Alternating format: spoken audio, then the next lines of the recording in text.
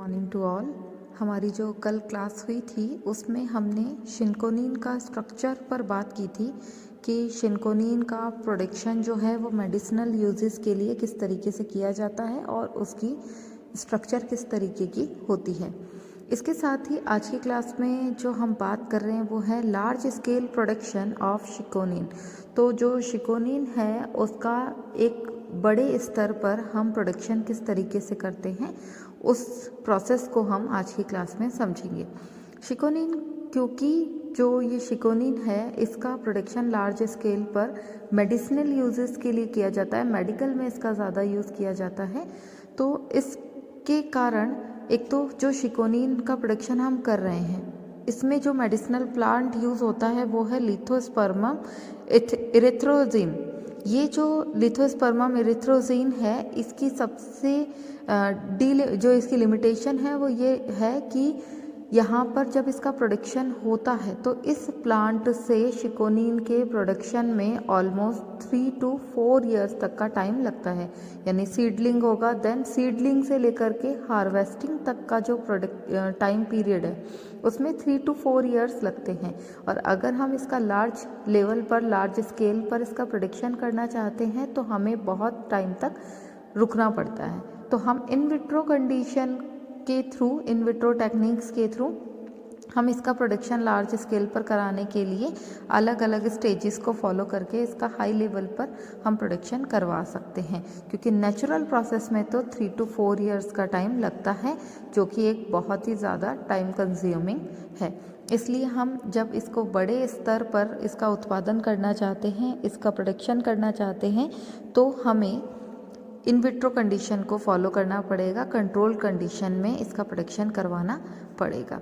इसके लिए हम कुछ फर्मेंटर टैंकर्स का यूज़ करते हैं और कुछ कल्चर मीडिया का हम यूज़ करते हैं। एक्चुअल में शिकोनिन का अगर हमें प्रोडक्शन बढ़ाना है तो या तो हम उसमें इंडोल एसिटिक एसिड का यूज़ करें या हम ऑक्सीन का यूज़ कर सकते हैं। ऑक्सीन की अगर हायर कंसंट्रेशन हम यूज़ करते हैं तो वो शिकोनिन के प्रोडक्शन में हमें हेल्प करता है और लार्ज स्केल पर उसका प्रोडक्शन हो सकता है।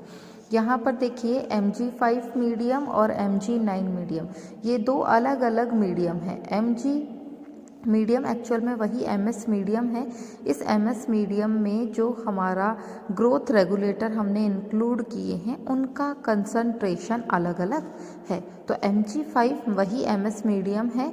MS मीडियम जब हम लार्ज स्केल पर MS मीडियम का यूज़ कर रहे हैं प्रोडक्शन के लिए लार्ज स्केल पर, तो वहाँ पर हमने इंडोल एसिटिक एसिड या ऑक्सीन का कंसंट्रेशन Mg5 मीडियम के अंदर थोड़ा सा कम रखा है। इसके साथ ही Mg9 मीडियम के अंदर इन ग्रोथ रेगुलेटर्स का कंसंट्रेशन हम ज़्यादा रखते हैं। अब क्या करेंगे इस प्रोसेस में, हमने क्या किया, स्टेज 1 और स्टेज 2 ये शिकोनिन के प्रोडक्शन के लिए इन दो स्टेजेस में इन्हें डिवाइड कर दिया। लिथोस्पर्मम इरेथ्रोजाइन जो है वो इसका शिकोनिन का हायर प्रोडक्शन हम इससे कर सकते हैं क्योंकि ये एक तरीके का मेडिसिनल प्लांट है। हमने क्या किया कि ये जो लिथोस्पर्मम इरेथ्रोजाइन है इसको Mg5 मीडियम के अंदर इंक्यूबेट करवाया, यहाँ पर इसको डाला। यहाँ पर हमारा कल्चर मीडिया है, कल्चर मीडियम यहाँ पर अवेलेबल है और इसमें हमने लिथोस्पर्मम इरेथ्रोजाइन का जो ड्राई पाउडर था उसको हमने यहाँ पर मिक्स किया। मिक्स करने के बाद में हम इसे एक टैंक के अंदर, स्टोरेज टैंक है, उस स्टोरेज टैंक के अंदर हम रखते हैं। ये एक तरीके का जो फर्मेंटर टैंक होता है ये वही टैंक है। इसके अंदर डिज़ोल्व ऑक्सीजन का जो कंसंट्रेशन रेट है वो 6.4 होता है, 6.4 ppm होता है परसेंटेज पर मिलियन। तो यहाँ पर ये इस फर्मेंटर जो टैंक है इसके अंदर ट्रांसफ़र किया जाता है। पहले यहाँ पर मिक्स किया, देन इसको यहाँ पर फर्मेंटर टैंक के अंदर रखा। इसकी कैपेसिटी होती है 200 लीटर की और स्टेज 1 के अंदर यहाँ पर इसको मतलब लिथोस्पर्मम का जो ड्राई पाउडर था उसको और वो जो कल्चर मीडिया हमने बनाया है लैब में उसे हम यहाँ पर 9 डेज़ के लिए इसको यहाँ फर्मेंटर टैंक के अंदर रखते हैं। इसी के साथ जहाँ पर हम कल्चर मीडिया की परसेंटेज को बढ़ा देते हैं और बढ़ाने के बाद जो हमारा Mg9 मीडियम है उसमें हम लिथोस्पर्मा में एरिथ्रोजाइन का अगेन ड्राई पाउडर को मिक्स करते हैं और मिक्स करने के बाद में इसे भी हम फर्मेंटर जो टैंक है उस फर्मेंटर टैंक के अंदर रखते हैं 9 डेज़ के लिए। तो यहाँ पर भी हमने 9 डेज़ के लिए रखा है और इस केस में भी हमने 9 डेज़ के लिए फर्मेंटर टैंक के अंदर रखा है। जब इसमें 9 डेज़ का फर्मेंटेशन हो जाता है तो हम इसे फ़िल्टर कर लेते हैं। इसको भी Mg9 मीडियम वाला जो है इसे भी हम अगेन फ़िल्टर कर लेते हैं मिक्सिंग करके।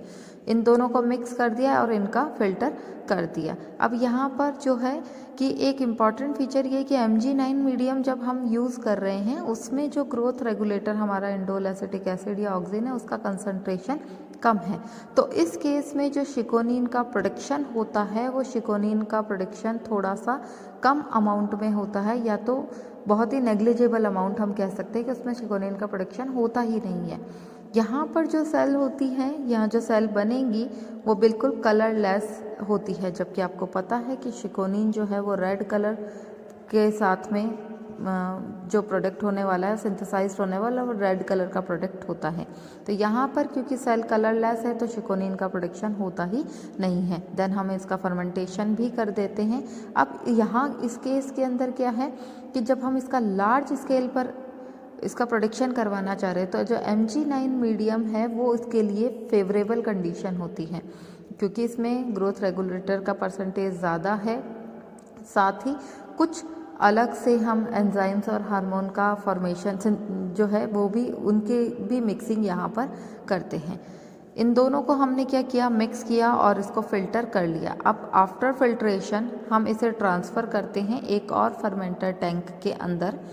इसमें Mg9 मीडियम का जो है प्रोडक्ट वो भी है और Mg5 मीडियम का जो प्रोडक्ट है वो भी है। दोनों केस में हम इंक्यूबेट करते हैं, पहले 9 डेज़ के लिए Mg5 मीडियम को, देन अगेन 9 डेज़ के लिए Mg9 मीडियम को, देन फ़िल्टर कर लिया। अब फ़िल्टर करने के बाद में हमारा सेकेंड स्टेज आता है। इसमें हम क्या करते हैं, Mg5 मीडियम के साथ Mg9 मीडियम वाला जो कल्चर्ड सेल होती है उसको ट्रांसफ़र किया जाता है एक और टैंक के अंदर जिसे हम कहते हैं प्रोडक्शन मीडियम। ये भी इंक्यूबेशन का प्रोसेस है। इस प्रोडक्शन मीडियम के अंदर कुछ अलग से सेल्स होती है, साथ ही जो ऑक्सीजन की कंसंट्रेशन है उसको भी हम डबल कर देते हैं। इस केस में हमने इन दोनों का मिक्सचर जो है उसको यहाँ पर ट्रांसफ़र किया फर्मेंटर टैंक के अंदर और पहले इसको 9 डेज़ तक रखा था। अभी हम उसको 14 डेज़ के लिए रखेंगे। आपकी बुक में 34 डेज़ है, मेरा भी जो पहले PDF सेंड किया उसमें 34 डेज़ ही मैंने मेंशन कर दिया था, लेकिन ये 34 नहीं है, 14 डेज़ के लिए ही रखा जाता है। पहले 9 डेज़ यहाँ पर, देन 9 डेज़ यहाँ, 10 डेज़ में हमने फ़िल्टर किया, देन अगेन हमने इंक्यूबेशन किया इसका दूसरे फर्मेंटर टैंक के अंदर जिसे हमने कहा प्रोडक्शन मीडियम वाला टैंक। इसमें हमने इन दोनों का मिक्सचर जो है वो करा। ऑक्सीजन की कंसंट्रेशन जो है वो 6.0 ppm रखा और इस टैंक की कैपेसिटी जो होती है वो 750 लीटर्स की होती है, जबकि इस केस में क्या है 200 लीटर, क्योंकि ये दोनों मिक्सचर जो है वो ऐड हो गए हैं तो इसकी कैपेसिटी है 750 लीटर। अब यहाँ पर हमने 14 डेज़ के लिए रखा। यहाँ पर इसे 14 डेज़ के लिए रखना के साथ ही जो कल्चर मीडिया हम यूज़ कर रहे हैं अब इस प्रोडक्शन मीडियम में वो उसमें हम कंसंट्रेशन को जस्ट डबल कर देते हैं। इसके बाद अगेन इसको फ़िल्टर करते हैं और फ़िल्टर करने के बाद में जब हम इसका सेपरेशन करते हैं तो हमें रेड कलर का सेल मिलता है। रेड कलर की जो स्ट्रक्चर है सेल वो मिल जाती है और वही रेड कलर की सेल जो है वो हमारा शिकोनिन का प्रोडक्शन है, वो शिकोनिन वाला ही पार्ट है। तो इस तरीके से हम शिकोनिन का एक लार्ज स्केल पर प्रोडक्शन कर सकते हैं। देखिए शिकोनिन के केस में हमने कौन सा मेडिसिनल प्लांट लिया, लिथोस्पर्मम एरिथ्रोजाइन। ये एक हायर प्रोडक्शन, शिकोनिन का हायर प्रोडक्शन करने वाला प्लांट होता है।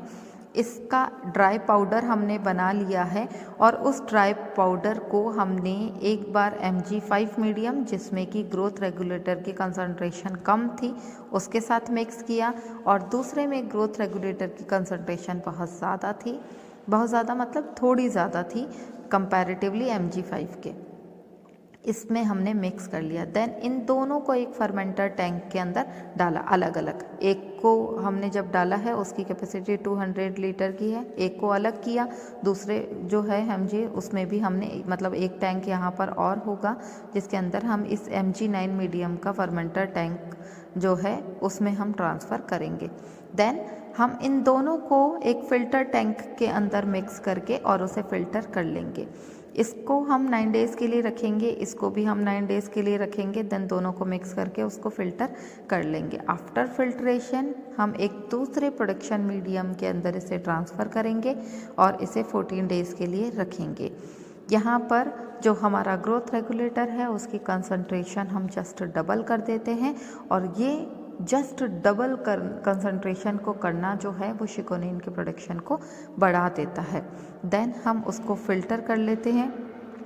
इसको फ़िल्टर कराने से पहले एक और चीज़ हम इसमें करवाते हैं और वो है हमारा इसे ट्रीट करवाना एनहेक्सेन के साथ, एनहेक्सेन और उसके साथ 2% KOH पोटेशियम हाइड्रोक्साइड जो है उसके साथ हम इसे ट्रीट करवाते हैं वाटर की प्रेजेंस में। तो यहाँ पर जो सेल्स होती हैं वो ब्रेक डाउन हो जाएंगी, जो हमारा जल अपघटन की प्रक्रिया है वो हो जाएगी और उसके बाद में हमें रेड सेल्स जो है शिकोनिन की वो मिल जाएगी। इस तरीके से शिकोनिन का प्रोडक्शन हम लार्ज स्केल पर करा सकते हैं। यहाँ तक का हमारा 3rd यूनिट का जो टॉपिक है शिकोनिन प्रोडक्शन वो कंप्लीट होता है। इसके बाद हम नेक्स्ट क्लास से 4th यूनिट को स्टार्ट करेंगे। मंडे को आपका 11:30 बजे प्रॉब्लम सॉल्विंग सेशन है। आपको यूनिट 3rd के अंदर जो टॉपिक समझ में नहीं आया है आप उन टॉपिक्स को क्लास में हमारा लाइव क्लास जो होगा गूगल मीट पर 11:30 बजे हम उसके अंदर डिस्कस कर लेंगे। इसके साथ ही आज की क्लास को हम यहीं ख़त्म करते हैं। आज की क्लास के लिए इतना ही। नेक्स्ट 4th यूनिट जो है वो हम ट्यूसडे से स्टार्ट करेंगे और फिर 4th यूनिट के टॉपिक्स पर 1 बाय 1 हम डिस्कस करेंगे। Thank you.